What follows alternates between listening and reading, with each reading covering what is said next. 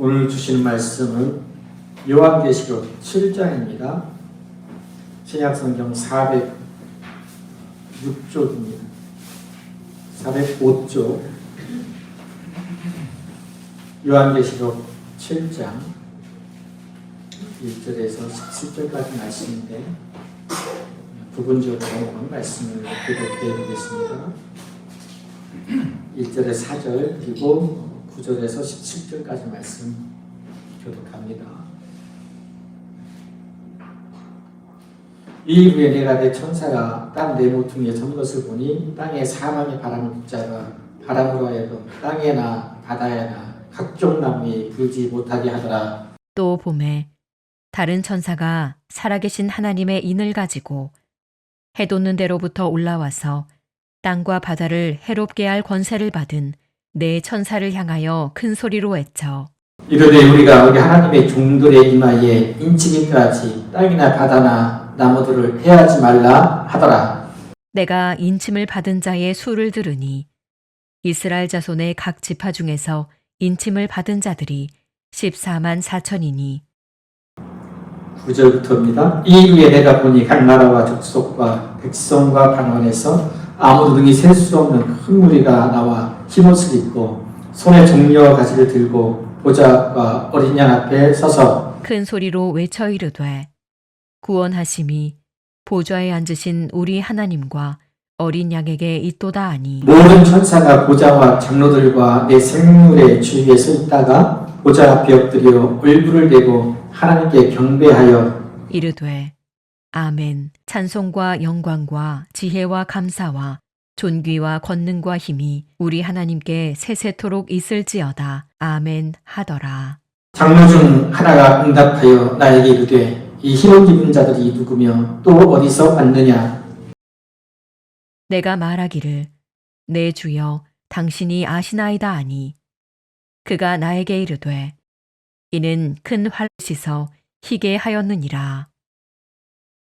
그러므로 그들이 하나님의 보좌 앞에 있고 또 그의 성전에서 밤낮 하나님을 섬기매 보좌에 앉으신 이가 그들 위에 장막을 치시니 그들이 다시는 줄이지도 아니하며 목마르지도 아니하고 해나 아무 뜨거운 기운에 상하지도 아니하리니 이는 보좌 가운데에 계신 어린 양이 그들의 목자가 되사 생명수 샘으로 인도하시고 하나님께서 그들의 눈에서 모든 눈물을 씻어주실 것임이라.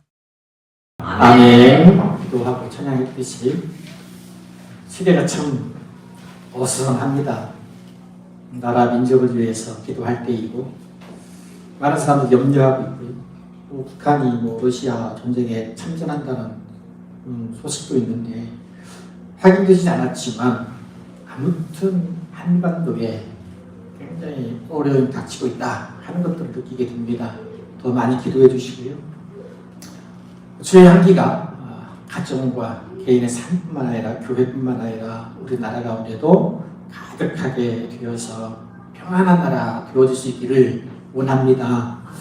기도해야 되겠습니다. 기도하시고요. 이 어지러운 시대 가운데서도 특별히 복음의 사람, 예배자로 사는 것이 가장 큰 복인 줄로 믿습니다. 언제까지요? 주님 오시는 날까지, 우리 생명 다하는 날까지 복음의 사람, 예배자로 살아갈 수 있기를 축복합니다. 전도서 3장 1절에 보면 이런 말씀이 있지요. 범사에 기한이 있고 천하만사가 다 때가 있나니. 제가 늘 묵상한 말씀이기도 해서 다시 한번 소개합니다. 다 기한이 있다, 때가 있다. 그러면서 전도서에서 보면 날 때가 있다, 죽을 때가 있다, 시작할 때가 있으면 끝이 있다, 기타 등등 때에 대해서 많은 말씀을 주시는데 분명한 것은 모든 일에는 정해진 때가 있다. 그리고 만사가 시작이 있으면 끝이 있다 하는 것입니다. 문제는 우리가 그 시작과 끝을 아는 것 같지만 모른다는 거잖아요. 왜냐하면 시작과 끝은 하나님이 하시는 일이기 때문에 그렇습니다. 11절에 보면 하나님이 하시는 일의 시종을 사람으로 측량할 수가 없게 하셨구나. 알 수가 없어요. 그러니 우리는 더욱 하나님 의지하는 길이 우리가 걸어가야 할 마땅한 길인 줄을 믿고 평생토록 주님만 따르는 삶이 되시기를 이 시간 서로 축복하겠습니다. 걸어가신 우리 하나님 아버지와 주 예수 그리스도로부터 은혜와 평강을 축복합니다. 서로의 축복으로 한 주간도 승리하는 삶을 살아갈 수 있음을 믿습니다. 하나님이 시작을 알리는 말씀이 창세기잖아요. 만물의 시작을 알리는 창세기를 통해서 알리신 하나님께서 이제 요한계시록을 통해서 만물의 마지막을 알려주시는 알파와 오메가 시작과 끝이 되시는 하나님이신 줄로 믿습니다. 우리가 그동안 요한계시록을 쭉 보고 있습니다. 이제 요한계시록의 6장까지 보았죠. 요한이 환상 가운데 본 내용들이 있죠. 하나님 어린 양 예수님께서 두루마리를 받으시고 그 두루마리에서 인을 떼실 때마다 세상 가운데 큰 환란이 일어나는 것을 보았습니다. 적그리스도가 나타나서 성도들을 이기려 하고 또 이기려 했고 미혹하죠. 전쟁이 일어나서 수많은 사람이 죽고 또 기근과 또 성도들도 수많은 순교를 당하고요. 또 엄청난 지진과 자연의 대격비연을 말씀하는 내용들이었습니다. 큰 지진이 나고 보면 해가 검어졌다.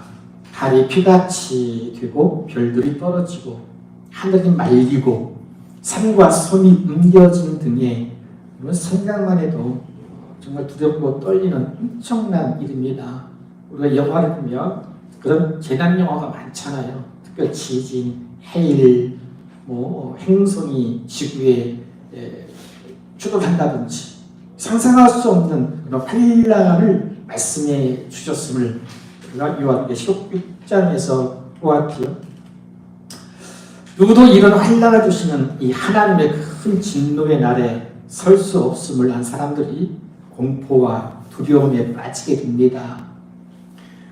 여기까지만 보면 세상은 그야말로 끝이에요. 암흑이에요. 소망이 없죠. 아무도 살아날 수 없는 최후의 심판의 현장입니다. 예수님이 이제 6번째 인까지 떼셨으니 엄청난 환란과 그러한 심판이 있었는데 마지막 남은 7번째 인을 떼시면 얼마나 엄청난 일이 일어날 것인가를 짐작해 하는 순간에 이제 예수님이 마지막 7번째 인을 떼시겠다 하는 찰나예요. 그런데요, 7장에 들어서서 보면 사도 요한은 7번째 인을 떼시는 어린 양 예수님을 보는 것이 아니라 땅 내 모퉁이에 서 있는 내 천사를 보게 되죠. 1절에 보면 내가 내 천사가 땅 내 모퉁이에 선 것을 보았다 했어요. 그러니까 저는 이제 상황이 달라지는 거예요. 어린 양 예수님이 인을 떼시는 장면이 아니라 천사들이 땅에 내 모퉁이를 서 있는 것 보게 돼요. 장면이 전환되어지는 거죠.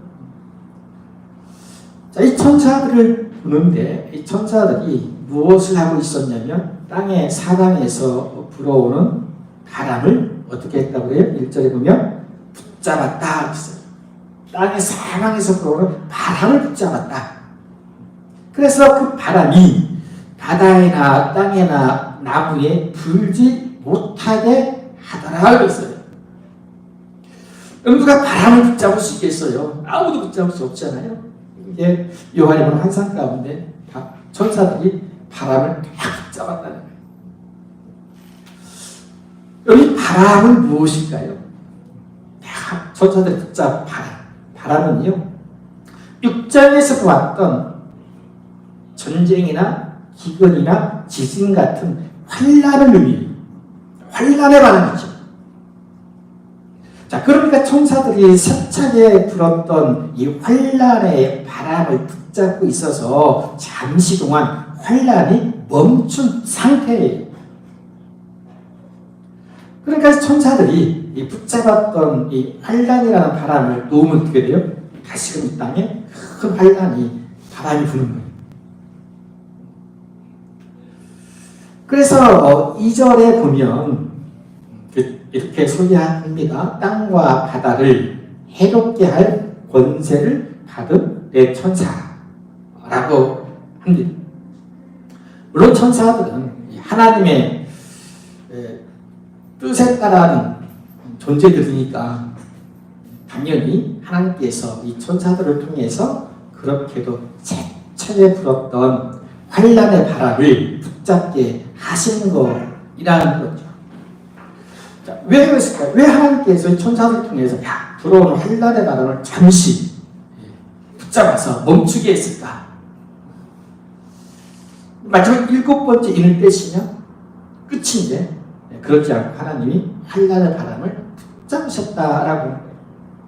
그러면서 그 이유에 대해서 3절에서 이렇게 말씀하죠. 다른 천사가 나타나서 말하기를 우리가 우리 하나님의 종들의 이마에 인치기까지 한번 읽어볼까요? 이러되 우리가 우리 하나님의 종들의 이마에 인치기까지 땅이나 바다나 나무들을 해하지 말라 하더라.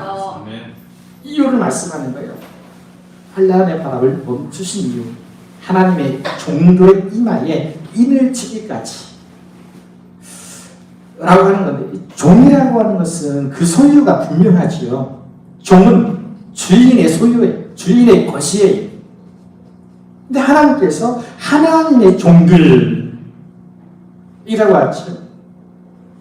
하나님의 종들은 하나님의 것이 된, 하나님의 소유물이 된 구원받은 하나님의 자녀들을 의미하고요. 성도들이죠. 환난과 핍박 중에도 끝까지 견디고 믿음을 지킨 믿음의 사람들을 의미해요. 하나님의 말씀과 주 예수 그리스도에 대한 믿음을 저버리지 않는 사람들. 그러니까 하나님께서 이들에게 인을 치신다. 인을 치신다. 그러니까 인이라고 하는 것은 여러분 보았지요? 마치 도장이라고 생각하시면 돼요. 넌 내 것이다. 꽝! 끊는 거예요. 인을 치시는 것은 마치 도장을 찍는 것과 같은데 의미는 너는 내 것이다. 넌 내 종이다. 내가 너를 구원하였다. 너는 나의 소유물이다. 라고 하는 증표입니다. 목동들이 자신의 소유권을 주장하고 증거하기 위해서 키우는 소나 양, 말 같은 동물들의 엉덩이에 낙인을 찍잖아요. 그 사람만의 특별한 도장을 찍어요. 그런 의미이죠. 자, 나의 낙인을 찍어 놓아야지만 그것이 내 것이라는 것을 인정해주는 공동체적 효력이 주어지고 다 인정하는 거예요. 자, 하나님께서요, 구원하신 백성들을 완전한 하나님의 것으로 확증하시기 위해서, 그리고 그 누구도 빼앗아가지 못하게 하시기 위해서 하나님의 종이라는 증표로 인을 다 치시기까지 저자들로 하여금 이 환난의 바람을 붙잡고 있게 하시는 것이다 하는 거예요. 그러니까 심판의 유예 기간을 주신 거예요. 하지만 추격하시다가 딱 멈추고 심판이 아니라 구원의 역사를 베푸시는 거예요. 하나님께서 구원하시기로 작정하신 성도들을 다 구원하시기까지 잠시 멸망으로 치닫는 심판을 미루시는 것이죠. 사랑하는 성도 여러분, 지금 사방에서 불어오던 대환란의 바람이 멈추어 있는 것은요, 우리를 구원하시려는 하나님의 계획이신 줄 믿으시길 바랍니다. 물론 우리가 세계사를 보면 여전히 온갖 환란의 바람이 불고 있지만 엄청난 규모의 지진이나 세계 1차, 2차 대전 혹은 6.25 전쟁, 베트남 전쟁 같은 이 대규모의 전쟁이라는 이 환란이 멈추고요. 잠시 평화를 누리고 있는 것은 택하신 백성들을 구원하시려고 잠시 이 환란의 바람을 붙잡아 주시는 은혜인 줄로 믿습니다. 지금도 전쟁을 하고 있는 나라가 있습니다만 그런 나라들도 이 전쟁이라는 기근이라는 환란의 바람이 멈추고 구원의 때가 올 수 있기를 간절히 기도합니다. 자, 분명한 것은요, 지금 우리에게 이 환란의 바람이 멈추었다면 구원하시는 하나님의 은혜다고 하는 거예요. 그래서 고린도후서 6장 2절에 보면 보라 지금은 은혜 받을 만한 때요 보라 지금은 구원의 날도다. 아멘. 지금 바로 이 순간이 구원의 날. 대비하지 않고 준비하지 않으면 다시금 임하는 이 환난의 바람에 넘어질 수밖에 없는 것이겠죠.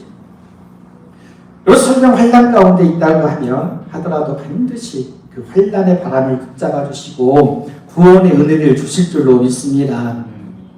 자, 이어서 요한은요, 인침을 받은 하나님의 종들의, 즉 구원을 받은 사람들의 숫자에 대한 것을 듣게 돼요. 그게 이제 짐작하시겠죠. 4절에 보면 이스라엘 자손의 각 지파 중에서 인침을 받은 자들이 몇 명이라고요? 14만 4천 명. 그 많고 피나는 숫자가 14만 4천 명이다. 대부분의 이단들이 이 말씀을 근거로 해서 14만 4천 명, 자기들 뭐 신천지나 안산원 증인이나 이단들이 우리에게 와야지, 우리 공동체에 속한 14만 4천 명 속에 들어야지 구원을 받는다. 오로지 14만 4천 명만이 구원을 받는다라고 거짓말하죠. 그래서 많은 그리스도인들이 이 말에 속아서 이단에 빠지는 것을 보게 돼요. 구원받은 사람이 딸랑 14만 4천 명이라고 하고 자기들만 구원받을 수 있다 하니 얼마나 현혹되기 쉽겠어요. 사람들이 왜 그렇게 열심인지 아시겠지요? 14만 4천 명 안에 들어가야 하기 때문이에요. 그래서 그런 거짓말에 속아서 그렇게 충성하는 거죠. 집 팔고 땅 팔고 다 팔아서 몽땅 갖다 바치는 거예요. 목숨 걸고 충성하는 것을 보게 돼요. 자, 그렇게 열심히 해서 14만 4천 명 안에 들려고 막 열심히 해서요.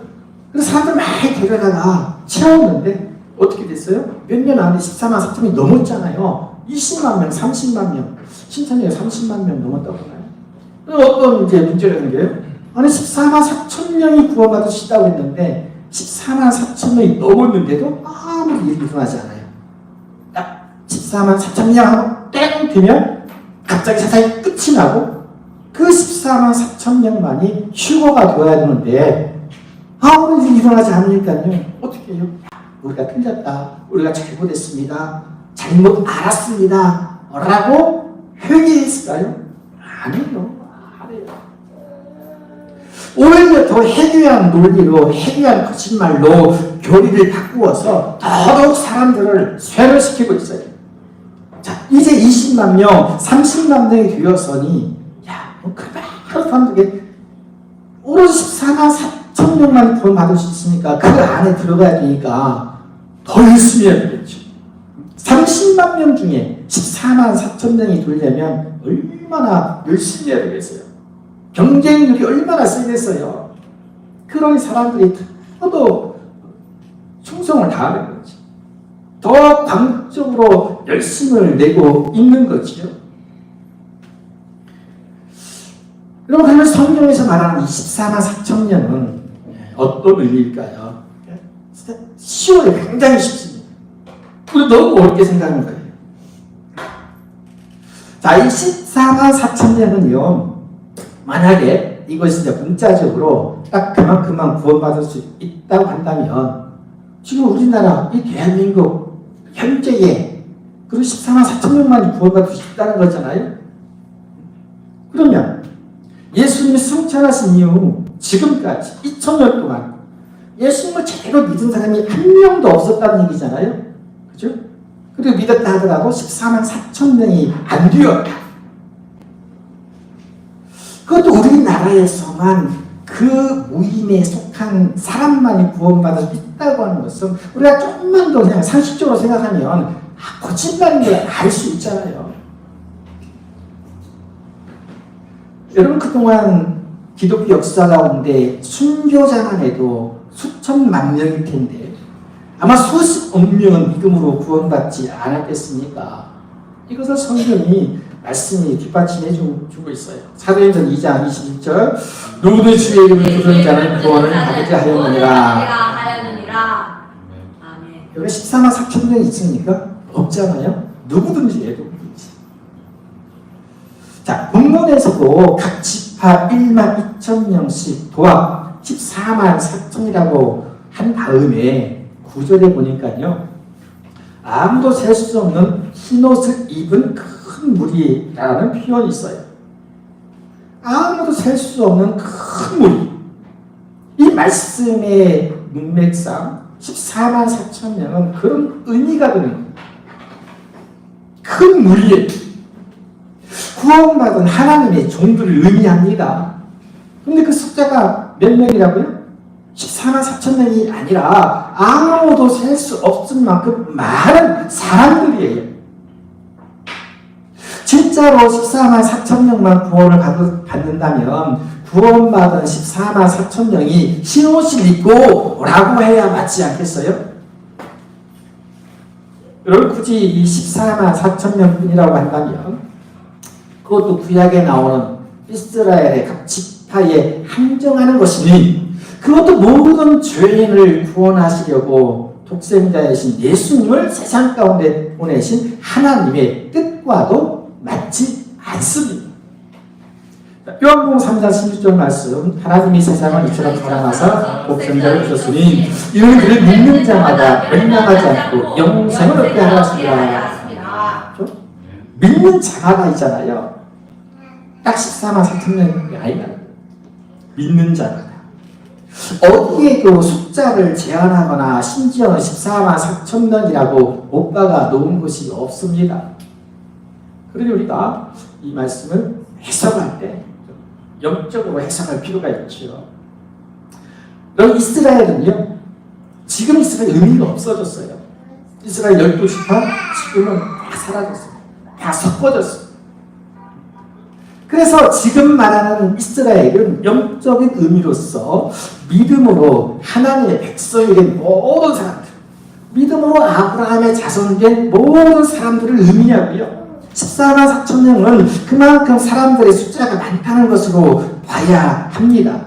그래야지 구원에 대한 이 성경의 모든 말씀들이 틀리지 않게 되는 거예요. 이 14만 4천에 맞추다 보니까 성경을 모두 왜곡한 자의적으로 해석하는 것이고요. 잘못 해석하는 거예요. 여러분 제가 이 말씀을 드릴 때에 제 생각으로 말씀 해석하는 게 아니에요. 이 말씀을 통해서 해석해 드리는 거예요. 성경은 성경으로 해석한다가 정답이에요. 근데 자기 생각, 자기 깨달음, 자기 주장, 자기 공부로 성경을 해석하니까 이단이 엉뚱한 말을 하는 거예요. 여러분 누구든지 믿기만 하면 구원받는 것은요, 이 구원의 무한성, 제한이 없어요. 믿기만 하면 누구든지. 자, 그런데 굳이 이 14만 4천 명이라는 이 한정된 숫자를 생각한다면요, 구원의 문은 누구에게든지 열려 있지만 모든 사람이 구원받는 것은 아니고 분명 구원받지 못한 사람들이 있었고요, 또 앞으로도 있을 것이고, 그리고 예수님께서 재림하시고 마지막 심판하실 때도 분명 구원받지 못한 사람이 있다고 하는 의미로서 구원의 한정성을 의미한다는 거예요. 성경 분명히 그랬잖아요. 예수님 오셨을 때 오른편에 선 사람, 왼편에 선 사람 구분되었죠. 구원받을 사람, 아니면 심판받을 사람.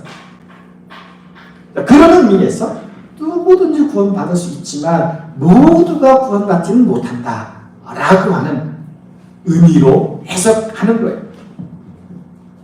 자, 여기도 이어서 10절에 보니까 헤아릴 수 없는 많은 구원받은 사람들이 흰옷을 입고 종려가지를 들고 찬양하지요. 구원하심이 보좌에 앉으신 우리 하나님과 어린 양께 있도다. 네, 아멘이죠. 구원하신 누구에게 있다고요? 보좌에 앉으신 하나님과 어린 양께 있다. 자, 그랬더니 모든 천사들도 보좌 앞에 엎드려서 얼굴을 대고 하나님을 경배합니다. 12절에 보니까 이르되 아멘 찬송과 영광과 지혜와 감사와 존귀와 권능과 힘이 우리 하나님께 세세토록 있을지어다. 아멘 하도록 14만 4천 명만 구원하시는 하나님이시라면 그 14만 4천 명에게만 영광을 받으실 하나님이시지요. 큰 무리는 물론 모든 천사들과 24 장로들 그리고 내 생물들 모든 피조물로부터 영광을 받으실 만한 분이 될 수가 없는 거예요. 생각해보면요, 저는 굉장히 억울한 마음이 들더라고요. 또 우리 많은 그리스도인들이 이 엄청나게 손해를 본 것 같아요. 하루 이단들이 득세를 해서 14만 4천 명만 구원받을 수 있다. 뭐 6월절을 지켜야 구원받는다. 등등등 이 거짓말을 너무나 진짜같이 말하니까 예수를 믿는 우리는 요한계시록을 보는 것을 꺼려하고 심지어는 두려워하기까지 했던 거예요. 우리 여러분들은 어떨지 모르겠는데 저는 그랬던 것 같아요. 혹시나 진짜로 14만 4천 명만 구원받을 수 있을까? 이게 정말이라면 어떠지? 그런 염려 해보지 않으셨습니까?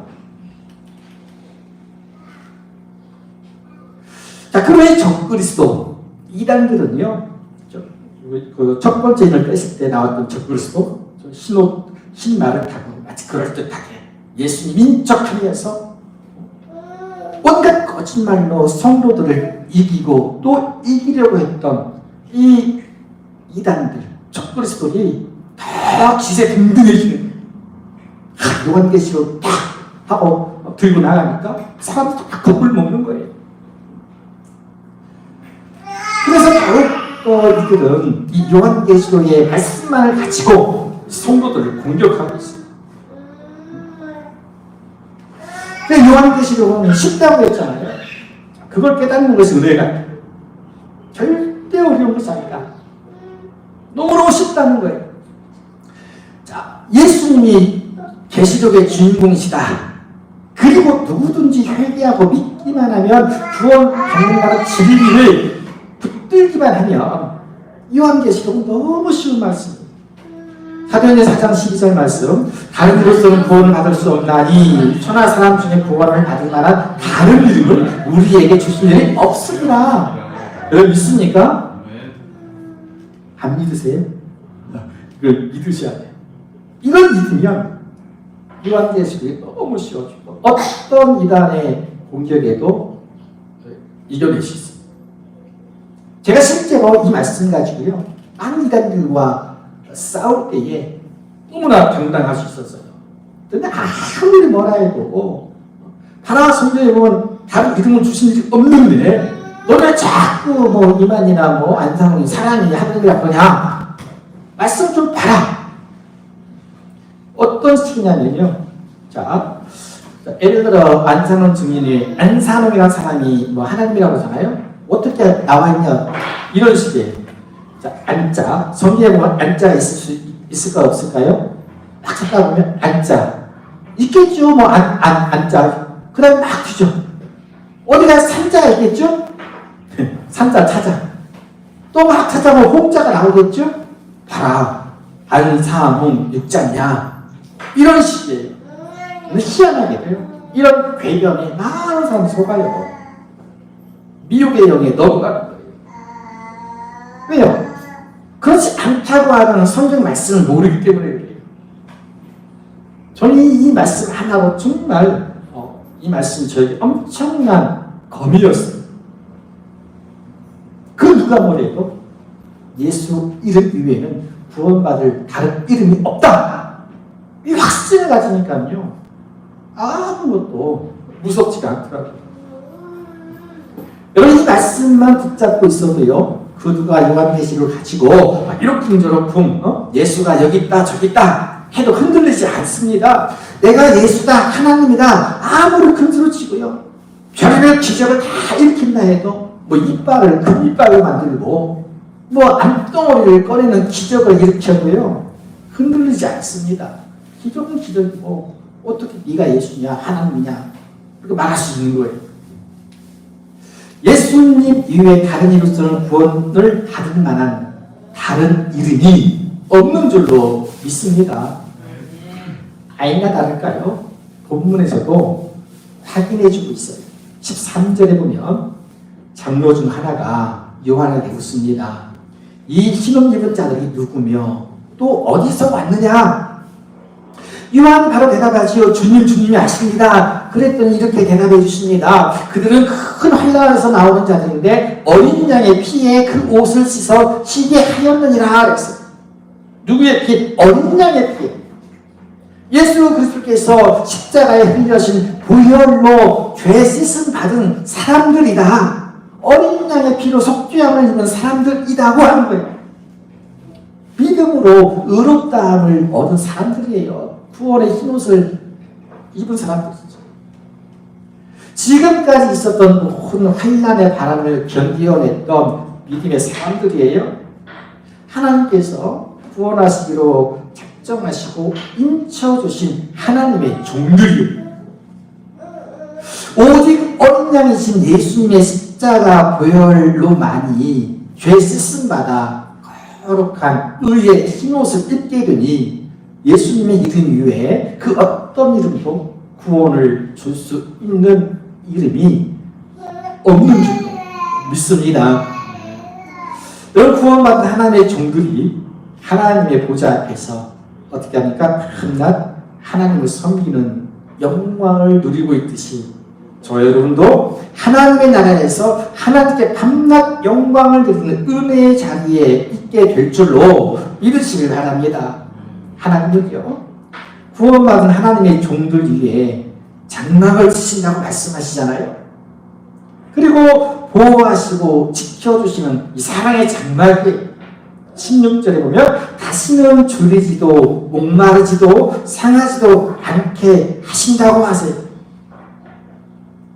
17절 말씀 읽어봅니다. 이의 보좌 가운데 계신 어린 양이 그들의 목자가 되사 생명수생으로 인도하시고 하나님께서 그의 눈에서 모든 눈물을 씻어줄 것입니다. 아멘. 이 말씀은요, 이 천상에서 하늘에서 이루어지는 말씀이기도 하지만 이 말씀은 이 땅에서도 우리에게 주시는 하나님의 약속인 줄로 믿습니다. 이 땅에서도 하나님은요, 구원받은 하나님의 종들을 외면치 않으시고 환난의 바람을 붙잡아 주시고요, 그리고 줄이지도 목마르지도 상하지도 않도록 보호하시는 이 사랑의 장막으로 덮어 주실 것을 믿습니다. 우리의 목자이신 예수님은요, 우리를 생명길로 인도하실 것이고 하나님께서는 우리의 모든 눈물을 닦아 주실 것입니다. 이것이 오늘 우리에게 주시는 계시의 말씀이에요.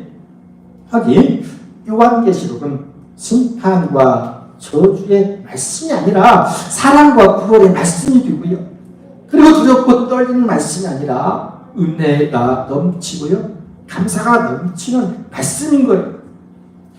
오늘도 환난의 바람을 막아주심으로 우리를 지키실 뿐 아니라 이 환난 중에라도 보호하시는 장막으로 덮어주시는 그 하나님의 사랑 안에 머무는 하나님의 종이니 모든 영광과 감사와 존귀와 찬양을 이 하나님께만 올려드리는 그런 복된 삶을 사시기를 주님의 이름으로 간절히 축복합니다. 거룩하시고 자비로우신 아버지, 은혜를 감사합니다. 하나님 아버지, 하나님이 태초에 천지를 창조하셨습니다. 그리고 이제 마지막 시대에 창조하시는 세상을 닫으실 것입니다. 마지막 때가 임한 줄로 믿습니다. 그러니 자다가 깰 때가 되었고 구원의 때가 된 줄로 믿습니다. 천사가 환난의 바람을 잠시 붙잡고 있는 이때가 우리가 예수를 더 열심으로 믿고 따름으로 온전한 구원을 이룰 수 있는 기회가 되는 줄로 믿습니다. 하나님 아버지, 더 열심을 다해서 힘쓰고 또 시대가 갈수록 복음의 사람 예배하는 자로 살아갈 수 있도록 더 큰 믿음의 은혜를 더하여 주시옵소서.